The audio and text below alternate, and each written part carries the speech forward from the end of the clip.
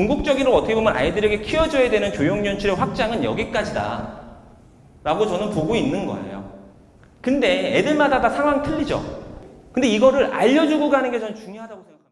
이제 기초 디자인이 거의 한 10년 정도 되다 보니까 뻔하다라고 생각하시는 분들이 많아요. 근데 그렇게 생각하시기보다는 점점점 진화되어지고 있고, 그리고 학교에서 발전된 문제에 대한 이상향을 제시하고 있다라고 저는 생각이 드는데, 문제에 대한 구성을 좀 차분하게 좀 정리를 해봤어요. 정리를 해봤는데, 여기서 얘기하는 이 세 번째 파트가 뭐냐면, 건국대에서 생각이라고 제시했던 내용과 연관성이 있다고 보시면 될 것 같아요. 분명히 건국대학교가 어떤 얘기를 했냐면은 조형성을 이용을 해가지고 무언가의 결과물을 만들어내는 거는 불변인데 생각에 대한 능력치를 조금 더 많이 보겠다라고 얘기를 했어요. 분명히 건대와 일반대 기초 디자인이 나뉘게 된다는 것은 소재는 분명히 나옵니다. 하지만 개방적 조건과 제한적 조건이 어떻게 조합되는지에 따라서 아까 전에도 얘기 드렸지만 난이도가 달라질 수 있고 보고자 하는 능력이 달라진다는 거. 그리고 평가 포인트 분석이에요. 같이 이어지는 부분인데 문제의 이해, 쉽게 문제에는 답이 있습니다. 여러분들 기초 디자인 문제나 어떻게 보면 사고에 관한 문제 답 없다고 생각하시지 마세요. 답이 있어요. 그렇죠? 근데 답의 모습이 다양한 것뿐이에요. 그렇죠? 그러면 그 문제의 이해를 했느냐, 그러니까 문제에서 요구하는 것들을 이해했느냐, 이것이 보이면은 우선은 세이브, 꽈락이죠. 그렇죠? 그러고 난 다음에 그 이해 못하고 동문서답하는 건 다 아웃입니다.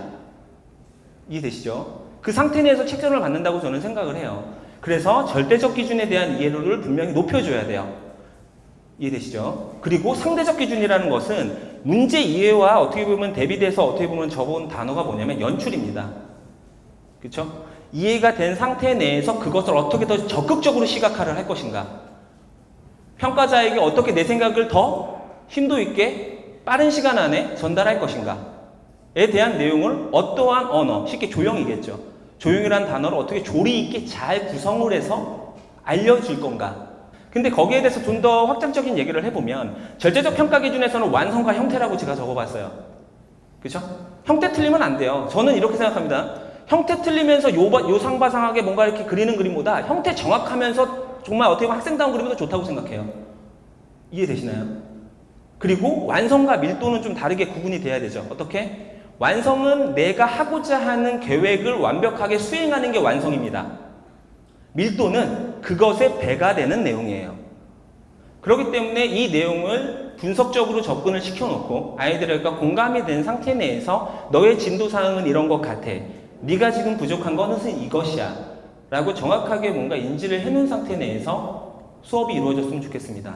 이 부분 같은 경우는 이제 조형연출의 확장이라는 거를 제가 좀 적어봤는데 특별한 차별점을 만들려고 했을 때에는 생각을 해봤을 때 이 다음 파트입니다. 점선명 형색 플러스 조형 원리들 사용하고요. 사물들 간의 유기적 관계 형성.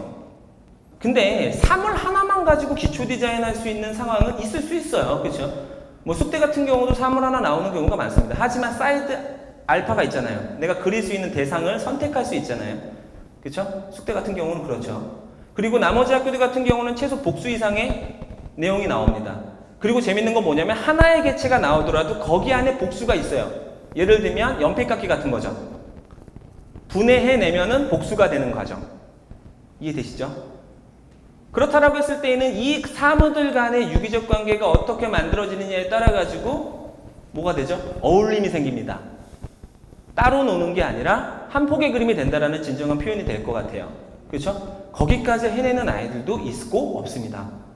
그렇죠? 그리고 마지막 단계라고 저는 얘기를 하는데 점성명 형색, 변화통일, 균형, 대비, 율동까지 쓰고 3일의 유기적 관계까지 쓰고 대화가 있는 스토리가 연출되느냐. 그죠? 관계는 맺고 있는데 그냥 무미건조해요. 그냥 관계일 뿐이에요. 그게 아니라 실제로 대화를 하고 있는 것처럼 속삭이고 있는 것처럼 사물 간의 배치와 연출이 되고 있느냐라는 거죠. 그렇죠? 이거는 주제어가 발생을 하는 문제에선 필수적으로 존재해야 되는 요소입니다. 근데 어떡하죠? 주제어가 나오는 학교들이 점점 확대가 되고 있네요. 궁극적으로 어떻게 보면 아이들에게 키워줘야 되는 교육연출의 확장은 여기까지다 라고 저는 보고 있는 거예요. 근데 애들마다 다 상황 틀리죠?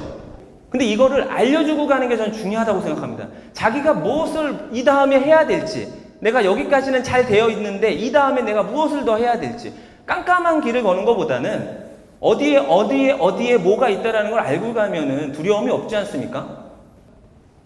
점, 선면, 형색, 변화, 통일, 균형, 대비, 율동, 리듬, 강조. 정말 잘 쓰고 있죠. 너무 예뻐요. 그렇죠? 근데 제한 조건이 있고요. 문제에 대한 이해도를 뭔가 빗대서 본다라고 하면 이해는 했으나 해석이 과연 이게 출제 위도를 맞췄을까? 라는 의문이 드는 거죠. 그렇죠? 사물의 유기적 관계 형성까지는 해냈어요. 그렇죠? 그러니까 쉽게 얘기해서 이런 천막들을 가지고 가면서 재밌는 연출까지는 해내겠어요. 그렇죠? 그리고 두 가지에다 공통점이 뭐냐면 그림자라는 내용을 확인을 했어요. 그래서 뭔가 투명체 그림자와 불투명한 그림자가 만들어지면서 할 수 있는 뭔가 관계성에 대해서는 주목을 했습니다. 그렇죠? 근데 이 천하고 얘하고 직접적으로 많이 어울릴까요? 어울리지는 않는 것 같네요. 그렇죠? 연출을 위한 어울림이지 주제를 위한 어울림이라고 생각하기는 힘들어요. 그렇죠? 조금 더 발전된 단계로 보여지나 제가 얘기 드렸던 최종 단계의 내용으로 보여지진 않는다는 거죠. 첫 번째 그림 같은 경우는 꽃이 과학 실험을 보시게 되면 이런 거 있어요. 꽃을 노란색 꽃을 꼽아놨는데 그 물 자체가 파란색이면 녹색으로 됩니다. 실제로. 왜냐하면 삼투압에 의해 가지고 이렇게 빨아 올라가거든요. 그래서 꽃잎이 물들게 됩니다. 이거는 과학 시간에 나오는 현상이에요. 그렇죠? 그리고 꽃이라는 소재가 물이라는 것과의 개연성을 분명히 찾았고요. 그렇죠? 그리고 제한 조건도 너무나 잘 맞췄어요. 어떻게? 6개의 잔을 아주 조형미 있게 잘 배치를 하면서 실루엣이 가져갈 수 있는 쉐입이나 이런 것들을 뭔가 통해서 6개의 잔을 사용했다라는 암시와 직접적인 해석을 너무 잘 보여주고 있어요. 표현은 좀 얇게 표현이 되면서 임팩트는 좀 적을 수 있었으나 문제 해석 및 이해도의 단계 안에서는 많은 사람들이 정말 잘했구나 라는 이야기를 들었던 그림입니다. 그리고 이 두 번째 그림 같은 경우는 나뭇가지가 있어요. 와인 바에를 가보게 되면 와인잔을 이렇게 꼽아 놓잖아요. 거기에 대한 어떻게 보면 구조적인 연출을 한 것 같아요.